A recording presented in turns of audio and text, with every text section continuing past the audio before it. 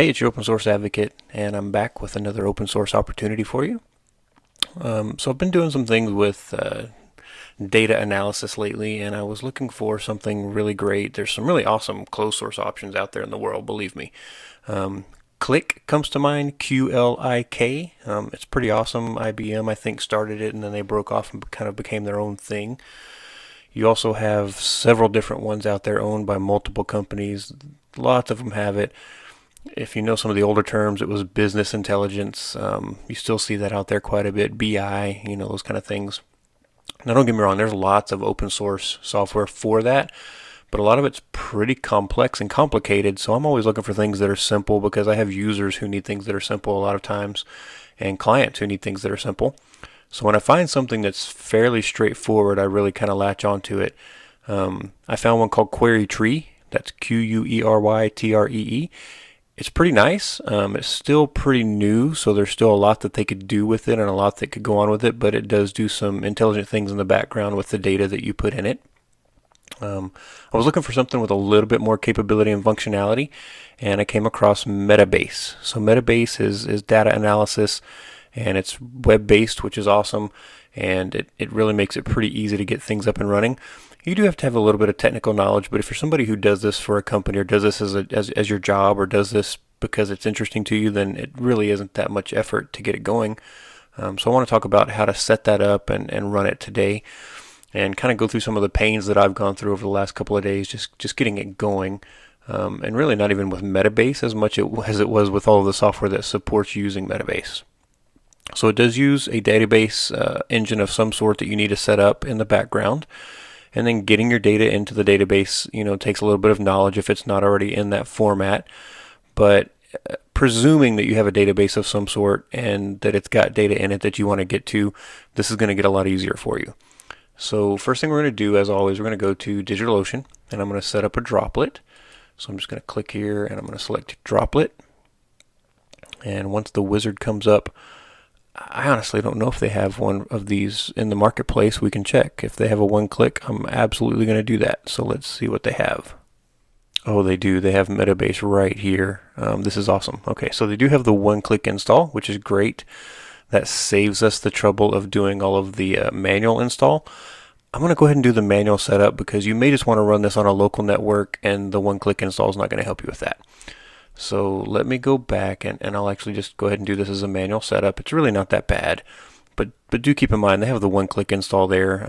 I may go back and add it at the end or something, but it is there into the marketplace. So stay with Ubuntu 18.04. I'm going to stay with standard. I'm going to jump over here. I'm going to do the $10 droplet. I'm going to leave it on everything that's set up. I've got the location that's physically closest to me, and I'm going to drop down here and I'm going to give it my keys. And finally, we're going to give it a name. So I'm just going to call this analysis.opensourceisawesome.com. And then we'll create our droplet. So we're going to let that run for just a second. As always, it's going to build out our droplet here, and then we're going to grab the IP address from the droplet, and we'll go over here to hover. And I've gone into my opensourceisawesome.com. I'm going to click on DNS. I'm going to add a record, and it is an A record that we want. And I'm going to call this just what I called it over there, analysis. And then we just need to put in the IP address that we get from DigitalOcean when it's finished creating our droplet. It's moving a little bit slow today. Not sure what's going on, but we'll give it a minute here. Okay, that was probably the longest I've ever had DigitalOcean take to create a droplet. That was probably a minute and a half. I'm just going to grab that IP address. I'm going to paste it in right here. And I'm going to select 5 minutes. And we'll call it done. I'm going to open up my terminal. And I'm going to SSH root at, and I'll just paste in that IP address for now. And yes, it has my keys, so it should log me right in. As always, first steps, just do apt update. Sudo apt upgrade -y. We'll let that run through. Alright, now that the update's done, we're kind of set for our first part. I'm just going to go ahead and reboot the server, and then we'll come back and finish up. Alright, the server's rebooted, and we should be able to SSH in now to the actual domain, so we'll go SSH root at analysis opensourceisawesome.com. Yes. Excellent, we're in. So I'm going to clear that. Alright, so there's a few things you need to do in order to use Metabase. Again, you have to have a database set up that you want to use and connect to. You can have multiple databases set up. It doesn't really care. I'm going to use MySQL. Actually, I'm going to use MariaDB, which is just an offshoot of MySQL. But you can use Postgres SQL. You can use regular SQL Server. You can use a lot of different options, and you'll see that whenever we start the software in a little bit. But step one is get a database server system set up. So if you've already got that, again, you're already several steps ahead. But let's do this. So we're going to do sudo, and now I'm logged as root. I don't have to do this, but I want to do it for those who are following along and trying to keep up with the commands. So we're going to do sudo apt install MariaDB-server. It'll confirm that we want to do that. If you don't want to have the confirmation, just put -y after you type the command, and it'll just pass through that. Now, I will say I have 1910, so Ubuntu 1910 on this machine that I'm using right now. It's Ubuntu Mate 19.10. And I had a little bit of issue getting MariaDB installed initially, but with perseverance I got it done. Now on this machine that we're running on here, this is a Ubuntu 18.04 server. I have another machine here at the house that's Ubuntu 18.04, and everything ran fine. Here it appears to have run fine. So we can do sudo service, I think it's MySQL status, and it tells you what's going on. Looks like everything's okay to me, so we're going to just quit out of that. So one of the big things you need to understand and check is, can you log in? So used to, when you would install MariaDB or MySQL, during the installation process, it would prompt you to put in the root user password. It doesn't do that anymore. So if you notice, there was no prompt to put in a root user password. So I'm going to try MySQL-u root-p, which says prompt for a password. And it's going to prompt me, but I have to hit enter. There's no password set. So there's a few things we need to do here, and a few steps, and we're just going to do this to kind of clean things up. So I'm going to say use MySQL. So that tells it what database we want to use, and it shows you the database has changed.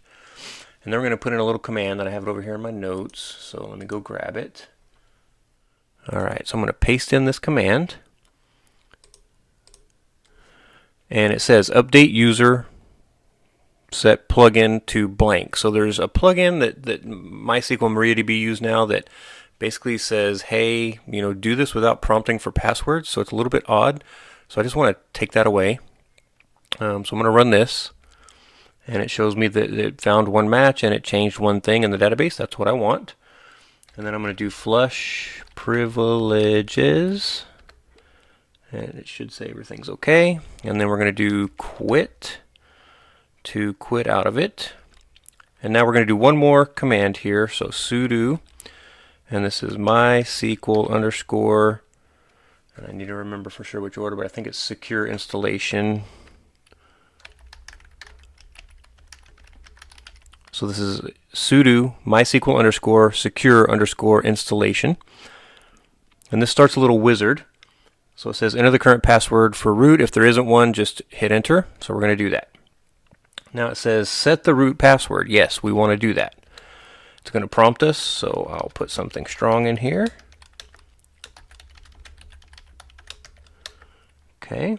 And then it also asks, do we want to allow anonymous users? So no, we want to remove them, so we're going to say yes. Disallow root login remotely. On this step, because of the way Metabase works in Docker, you need to say no. In other words, allow this to happen. So we need to say no. And then we're going to remove the test database, yes. And yes, we want to do the privilege reset, and it's done. So now, if we do MySQL-u root-p, it should say that's bad if I hit enter. And it did. It says I can't log in that way anymore. That's good. And I get logged in when I type in my sudo password. So this is an important step. We just want to make sure that you have your root password set and everything's good to go there. So you need to make sure and do that. So you type quit to get out of the MySQL prompt, and we're back out. All right, so next thing up, we need to install Docker. So we've done this before on several of my other videos, but in case this is your first time watching, I'll go through it with you. So I have the steps over here. It's not difficult. It's actually pretty straightforward, but we'll run through them real quick. All right, I'm going to paste in the command for setting up the repository for Docker. It's kind of long, so it's sudo apt-get install apt-transport-https ca-certificates curl new PG agent software properties common. So again, I've got this silly extra stuff here that it doesn't have to have. So there we go. We're pretty well set. So we're going to hit enter. It's going to go out. It's going to ask us, are we sure we want to do this? So it's going to install all those things. This is just to help us get everything set up. Looks like everything's good. We've got another nice long command here. So it's sudo curl. So in other words, go out to this URL, and it says use fssl, and then here's the URL. It's really long. I'll put this stuff in the show notes, or I'll put a link to it out there for you. And then it's going to pipe whatever comes in through that, and we're going to say get the key. So put the key into the system. That just gives you an OK to tell you it worked. Now we're going to check the fingerprint real quick. All right, now we're going to go check our fingerprint for what we just installed. Everything there looks good. All right, now we're going to paste in just this command for actually adding the repository. It's going to prompt us. No, it's not. Okay. Once it runs through, it'll update. We're going to go ahead and just do sudo apt update again, just to be sure that all the repositories got updated. Make sure we don't see any errors in the repositories. We don't, so that's a good thing. And now we're going to install all of the bits we need for Docker. So I'm going to copy. And we'll just paste in that command to install Docker. So it's sudo apt install Docker CE, which is Community Edition, Docker CE, the CLI version, so the command line interface, and then containerd.io. So we're just going to install these three parts. We'll let it kind of run through. It's going to prompt us, so we'll hit yes. It's going to go out, grab all those different pieces of software, and start the installation process. It's pretty quick most of the time. It doesn't take too long to install Docker.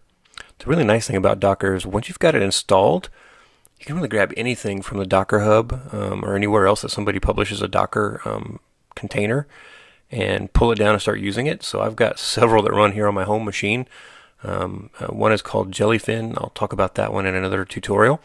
But this here, Query Tree, I mean, there's several that I just go grab the Docker, run that command, and I don't have to install Docker every time. I just run the Docker command to go get it and actually do the install. So now we want to just test Docker. So we can use the docker run hello world command, and again, that's with sudo. So we'll do sudo docker run hello world. It's going to go out, grab the hello world, run it. Everything there looks okay. So we're good. All right, so Docker's installed. So we've got MySQL, we've got Docker. Now, there's one more piece that we could really use here, and it's called MySQL Workbench. It is not an open source program that I'm aware of. It is free to use. It's by Sun Microsystems, which is Oracle now, so you can go out and actually grab that. Makes it really easy as far as getting connected and doing some things inside of your SQL instances. If you're used to the Microsoft SQL Server software, that's probably the closest thing I can match it up to. It's not probably quite as powerful as that one is, but it's got some pretty nice tools in it. And one thing that it lets us do is import some data for actually using the Metabase software. So what I'm going to do is, instead of trying to set all that stuff up out here on the server, I'll show you what this does on my own home machine. But first I want to get Metabase finished up and get it installed so you can see everything. So you get a database, you install Docker, and you install Metabase, and then you need to actually add data to your database. So if you have a database with no data in it, You've got to add data to it, so you need to know a little bit about SQL to do that, or you need a tool like MySQL Workbench to help you get that stuff imported. And you can import CSV files and things like that with some nice tools that they have built into that. And I can show you that here in a minute. So let's finish up with this part first. So now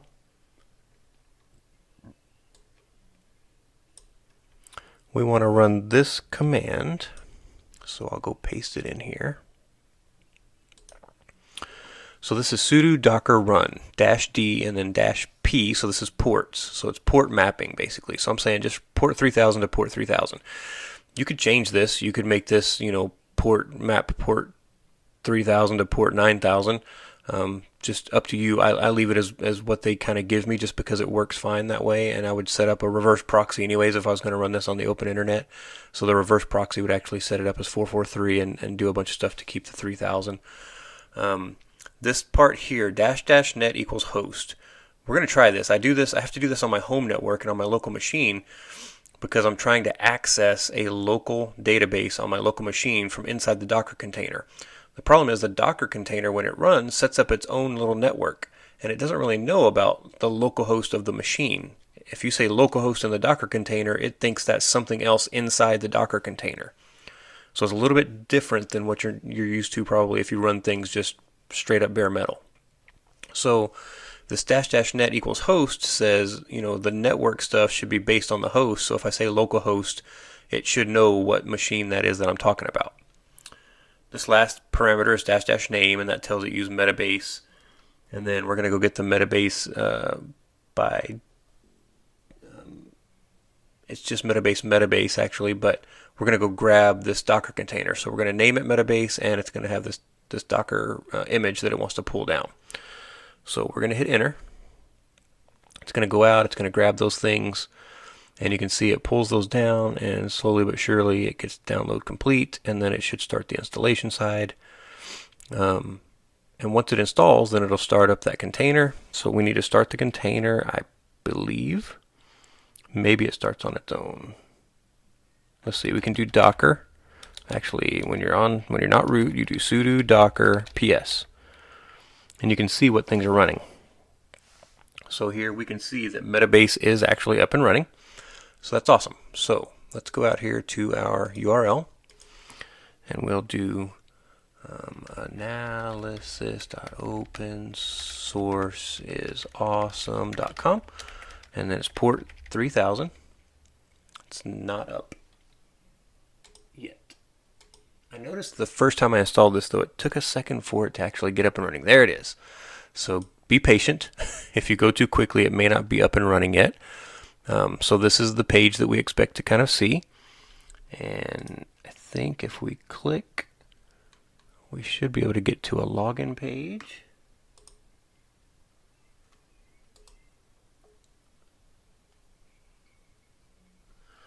Oh, it's going out and getting something online here. Okay, we'll give it a minute. I may just be in too much of a hurry to get started. Yeah, I can see it's still loading stuff. There we go. Okay, it finished up. So you'll see that. So it's going to have that line across there. It says that it's actually going out and getting some information. Once it's done, it comes to this page, which is what we want. So we have to create an account. So I'll give it my name and my email, because this is your admin account that you're creating, basically. You want to give a strong password. And whatever your company is. So if you have a department or a company or an organization or whatever it is, feel free to call it whatever you want. I'm going to call this, we'll call this YouTube Stats. We're not actually going to do anything with YouTube Stats, but we'll call it that. So you get this, the system, of course, the browser is going to ask you if you want to remember the password. No, not for now. So this is kind of awesome. So it comes right up here, right up to here, and it says add your data. So you would just click in here to start adding some data, and then step 3 is it's going to do some pre-analysis for you. So I want to kind of show you that stuff. I'm going to tell it, no, I don't need to remember that for now. So right here you get this drop down, and look at all of the different types of databases you can pick from. This is a pretty nice list that you can say, yeah, I'm going to connect up to a database and actually pull some data. one of the things it intrigues me is that it has MongoDB here. I do a lot of things with Meteor.js, and that just by default uses MongoDB when you rebuild out your application. So having some ability to connect to that and do some reporting off of some of that data is interesting to me. I haven't tried it yet, but I'm kind of curious about it. But then of course you have MySQL and Postgres SQL and SQL Server and all these other options. So now you've seen this, you see how to get it up and running. I can't go into a huge tutorial about how to import data, but I will show you a little bit. So I'm going to go down here and I'm going to open up MySQL Workbench, and you can see, so that's full screen. Let me make this fit a little bit better here.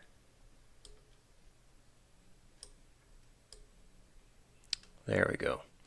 So MySQL Workbench, like I said, is pretty nice setup. It's got a lot of data here, a lot of things that you can see.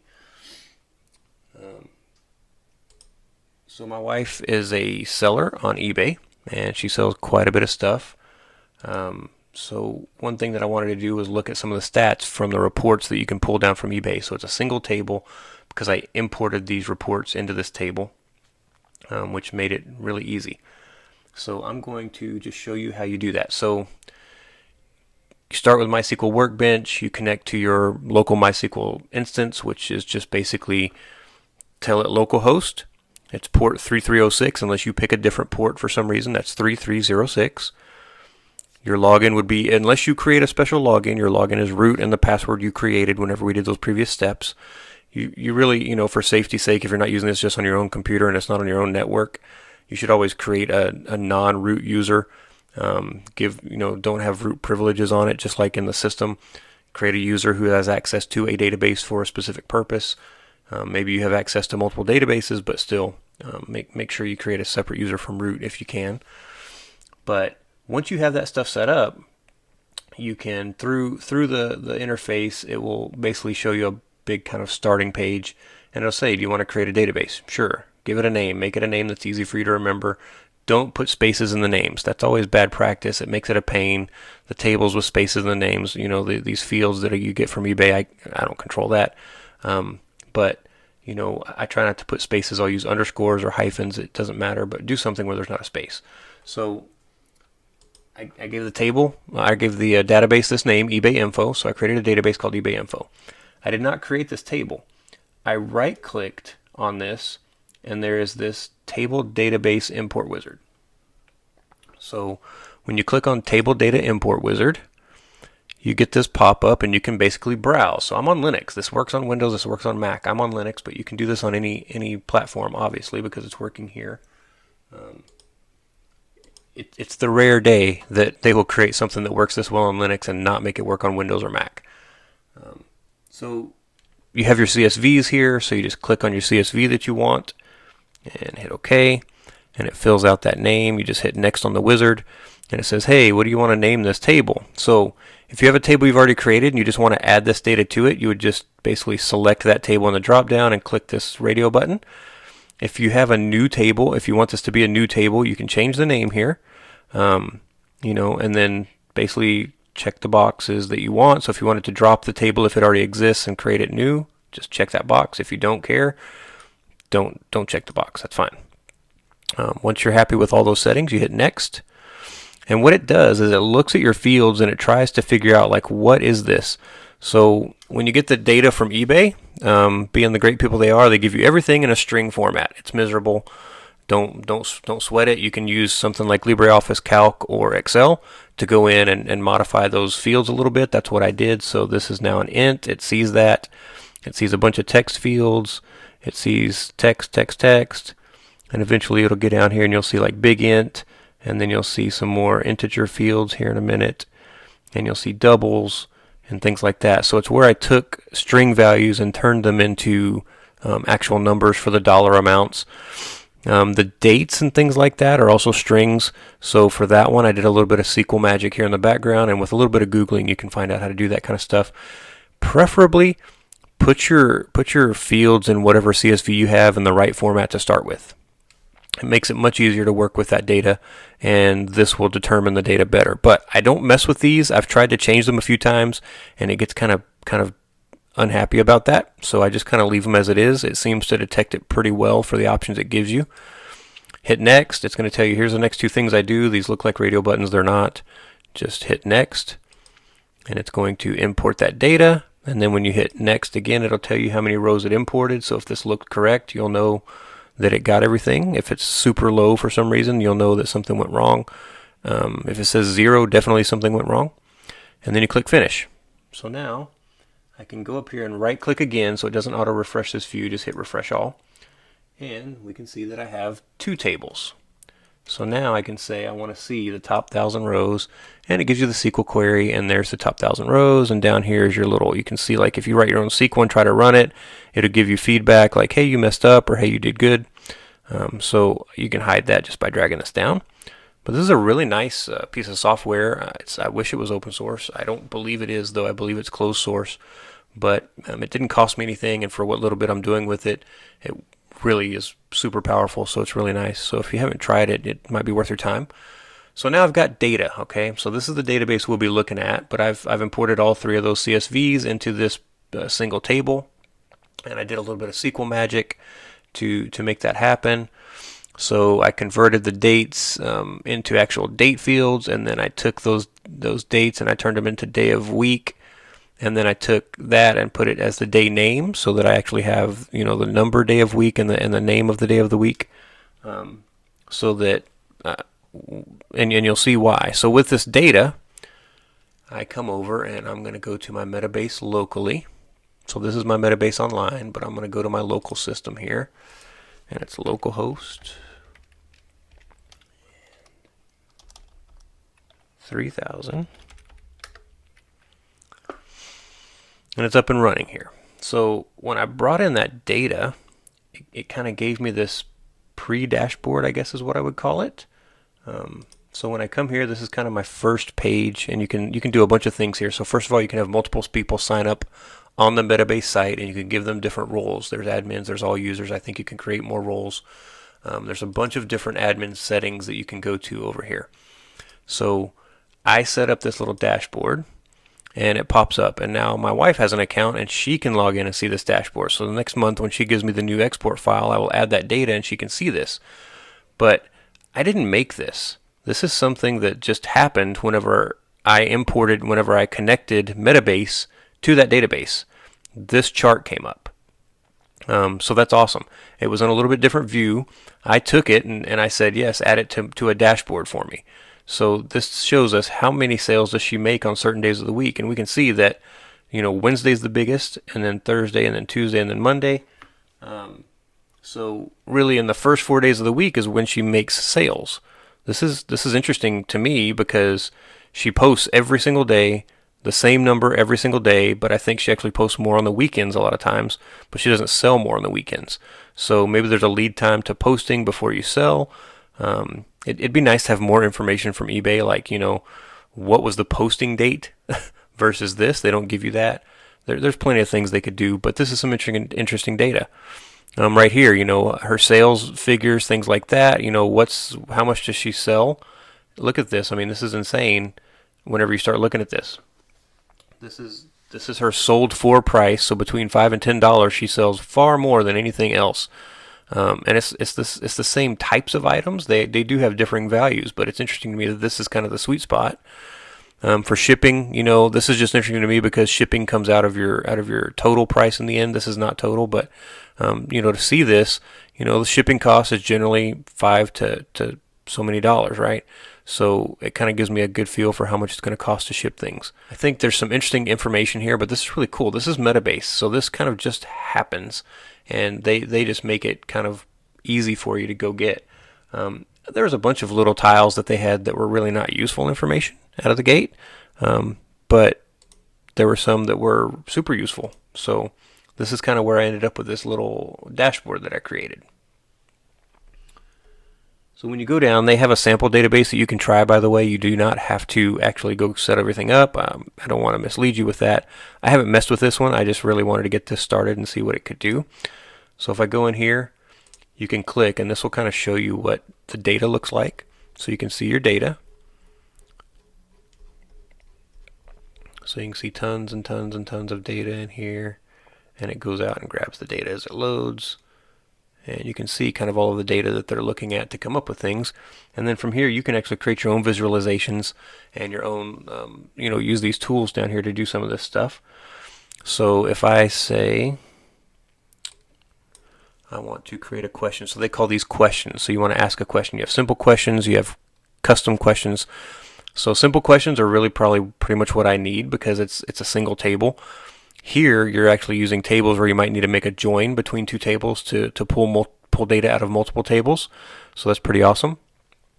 And then here you can actually write native SQL queries if you're a SQL person. You can actually go write a native SQL query to do some things for you in here. I love just kind of the click and do stuff. I do know some SQL, but if I have a system that can kind of help me do that, that's awesome. So I'm going to say, this. And I want to use my eBay info. And that's the table that I want to use. So let's look at state.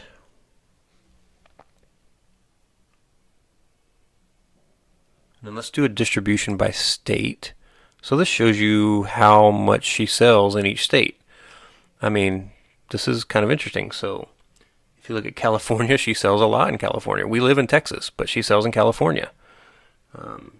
Florida, another one. So it could be just the things that she's selling, appeal to different people in different states. But this is an interesting breakdown. I think this is pretty cool.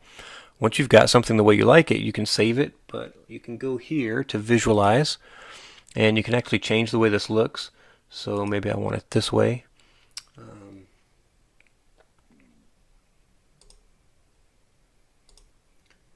And then you can change the color of the bars. So if you don't like the blue bars, you've got different colors that you can pick from here. You could also do it as a ring pie chart. Also an interesting way to look at things. Now this may be limited to how many sections it can show you. It appears to be. These don't have enough of a separation to spread out. So you can see here we have California. It's a little bit misleading because when you hover, then you see, oh, it's all these states. I gotcha. So I'm not wild about that one. I think I would rather do the regular bar chart here. You can mess with your axes, and you can, of course, adjust your labels to be something more custom if you like that. All right, so we're going to go back to our bar chart. There are different types of things. Depending on your data and how well it fits those types of visualizations, it's going to help you. So once you click on the editor, you can actually see how this is being built, and you can just use this editor to build your own breakouts as well. So here we can do sort.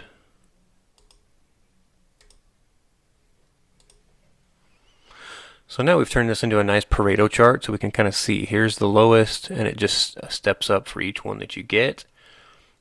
This is an interesting chart, right? So we can start here. Now, if we want to reverse this, we just click on the button. We can just basically X out of this, and we hit sort again, and we hit count, and then just click on the count button, and it switches. And there we go. So now we've got this nice looking Gantt chart. We can save this so it gives you a big horrible name. You can just say sales by state. You can give it a description. So here you can say where do you want this thing, and you get different things on the drop down.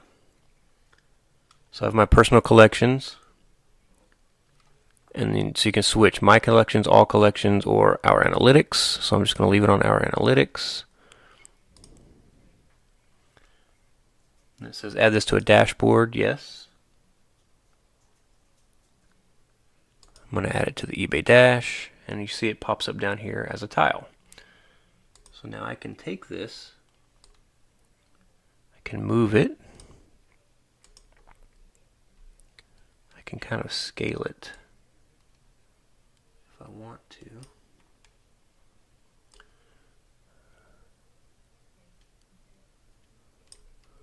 There we go. So now I'm adding to my dashboard, and I'm going to save that. So now I can kind of see everything on my dash when I come in that's interesting to me. So this is really great. I love this system. It's awesome. These guys are doing some amazing work. I'm kind of excited. So I did this for my wife. This is cool. I also work in the software industry on the side. I work for a company where I make software for public safety, police, fire, EMS. It's one of my passions. I was a police officer for a long time, 10 years, and finally my eyes got to where I couldn't be in it anymore. But I have a passion for keeping those guys safe and making software that helps them keep the public safe. And statistics like this really help make sure that they're putting their resources in the right places. Not just people, but their money resources and the resources of information that they have. So I'm kind of interested to see what this can do just from a perspective of if I load up some of that data and put it in there. So I'm kind of excited about that. So the last thing I want to talk about here on Metabase is the administrative side of it. There is quite a bit of stuff you can do here, so I'm going to go ahead and click on this. And you've got a few activities. You got activities, you've got admin. So I'm going to click on admin. I'll try to make this a little larger just in case it's not showing up well. So you kind of start with this navigation pane over here. You've got getting started. So setting up your email, I have not done this yet, but whenever you do this, it's going to take you to an email setup page. You would of course fill out your SMTP host, everything you need for setting up your email. If you've run through Mail in a Box before, you would know that you start TLS and you set up a few different things with different ports and everything like that. So this is nice because then you can have the system email out reports. It can email out things on a schedule. It's pretty nice. So be aware that you can set up email and get some really nice notification stuff going. If we go back up to getting started, so add a database. This is kind of step one, right? And get some data in here. So it's checked because I've done that. So set up Slack credentials. I use Slack for my work, like my primary work, but it's not my favorite chat platform. So I've done some things on some other platforms. I wish they had some integrations for Rocket Chat, Mattermost, a few of those. But if you do use Slack, then here's the option to set up some Slack things and get notifications in Slack. Invite team members. So if you're using something like this for a team, like I do with my wife, you can set that up and invite people. So basically the ability to hide things that aren't relevant to the data that you're searching for. Pretty nice. Nothing I'm using right now. Organize your questions. So this is where they use a system where they call it collections, and then inside of those collections you can create widgets that basically allow you to create dashboards. And there's permissions around those things, around who can create or who can not so much create dashboards, but who can add things to collections and who can see which items in collections based on their permissions. Of course, creating metrics and then creating segments. So there's still a couple of steps here that I haven't done yet, but there's quite a bit here just in the getting started section. When you drop down to general, of course, you can give your site a name. I just gave this something very simple. The site URL. So if your site URL is not localhost and you're trying to access it from outside of your network, you might want to actually give it a full URL like we did before. So who should they email for help? That may not be you, that may be support at something, right? So make sure you set that up. Time zones, lots of just generalized settings here. So there's quite a bit here that you can set up and enable and disable. So checking for updates, I highly recommend just leaving this on and let it do its thing. It'll tell you if there's new updates available, so you can go get those things. And with Docker, it's really easy. You basically stop the program, do a Docker pull, and then start the program. It's pretty basic setup, which is nice. So we're back to our email setup. This is kind of where it took us when we were up on the general section. It just brought us to this form. Of course, the Slack setup, if we would have clicked on that button, would have brought us here. So if you have Google authentication and you want to configure that, you can, or if you have LDAP for your users, you can also set up your LDAP authentication here. So mapping, if you want to use a different mapping service other than the OpenStreetMaps, you can set that up here. So if you're using Esri or Google or Mapbox or somebody else, you would put that stuff in here and kind of get that set up from this page. Formatting, so setting up your dates and times and different things like that to look the way that you are used to or the way that you would want to have them show. So if you want to be able to share things publicly, you would enable this. It's disabled by default, but you can enable it and then set up, how you want to be able to share those different dashboard widgets. Maybe there's information that you want to share out publicly about something that's going on in your organization.